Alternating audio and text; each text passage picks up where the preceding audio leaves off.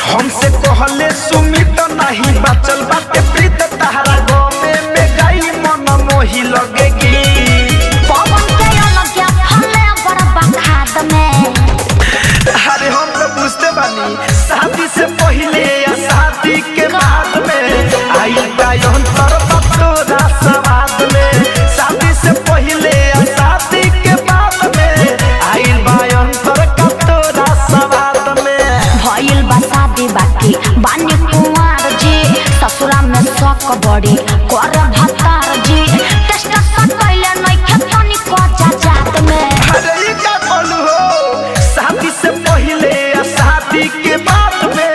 आइल का अंतर बतोरा समाज में शादी से पहले या शादी के बाद में अच्छा आइल बा अंतर बतोरा समाज में सब बता दी। आरसीएम म्यूजिक न्यू ऐप अभी डाउनलोड कीजिए हमारे गूगल प्ले स्टोर से और पाए भोजपुरी लोकगीतों का एक से बढ़कर एक ऑडियो वीडियो सॉन्ग बिल्कुल मुफ्त।